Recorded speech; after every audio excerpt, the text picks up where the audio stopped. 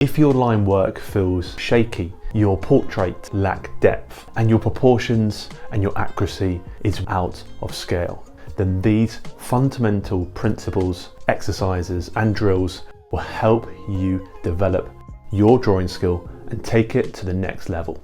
Ellipses of various sizes. Draw two parallel vertical lines. Fill the space in between them with ellipses. But here's the twist. As you move from top to bottom, transition those ellipses from circles, elongated ellipses. Now, onto our next challenge. Here, vertical lines guide you from smaller circles at the top to larger ellipses at the bottom.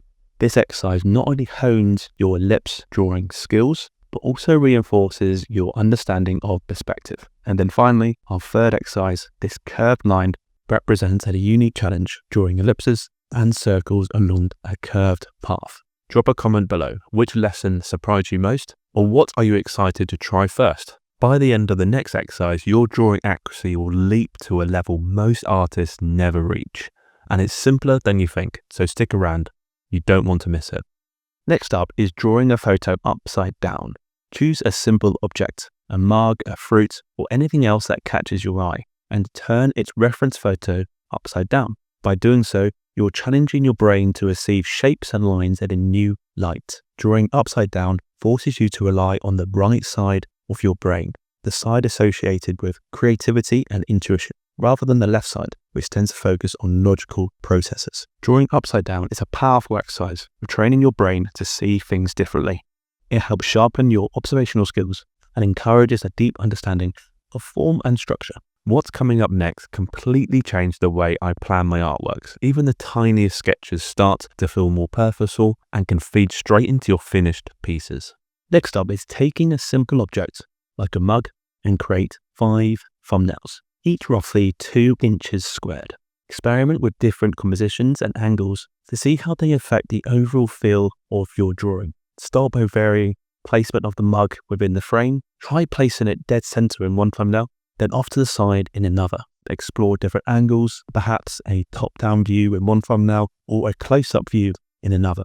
Want to go even deeper? Join the Portrait Guru membership for exclusive shorts, behind-the-scenes content, and exclusive chat rooms to help improve your art with fellow gurus. It's a way to support the channel and your own artistic journey. Check out the link in the description about different membership options. Stick with me. You're about to learn techniques used by the world's greatest artists, completely free of charge, that will transform how you approach and improve your own drawings. Study the greats. Examining the line work of master artists is a valuable exercise. Study how they balance bold, heavy lines with delicate, faint lines. Notice how they use line weight to imply depth, light, or movement. Don't just copy, analyze, and study. Think about why each line exists and how it contributes to the overall composition. The next exercise will challenge your hand-eye coordination in a way that feels almost like a superpower once you get the hang of it. This exercise trains your hand-eye coordination by forcing you to focus on what you see rather than what you think you see. I recommend using a real-life object, but if you don't have one, you can use a photograph like I am here.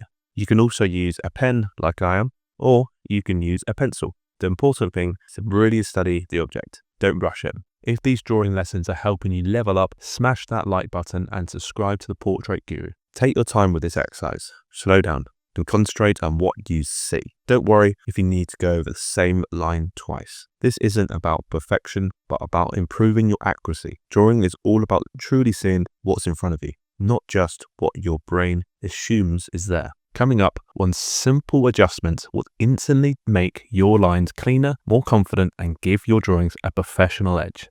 Hesitant, scratchy lines, or what a lot of artists call hairy lines. This is another trap that you need to avoid. Repeated short strokes create a messy look and kill your confidence. Instead, practice confident, deliberate strokes. Think about those tapered lines throughout your drawing, going from soft pressure to hard pressure and vice versa. Ghost your lines first, hovering your pencil over the page and drawing dots and connecting them in a smooth motion with your whole arm, not just from your wrist. It feels awkward at first, but this builds control and produces clean, polished lines that you can integrate into your portrait drawings. Up next, an exercise that will sharpen your understanding of shapes and perspective, so your drawings finally start to click together effortlessly. Ellipses and minor axes. Now let's draw some ellipses, like stretched out circles. You see them everywhere: mugs, wheels, bowls, even heads. Start by drawing a straight line through the center of where the ellipse will go. This is your minor axis. It helps guide the ellipse and keeps it symmetrical. Now draw your ellipse around that line. Try a bunch of variations: tall, wide, tilted left or right. Keep each side balanced and remember, ghost the motion first. That means hovering your pen just above the page, rehearsing the curve before you draw it.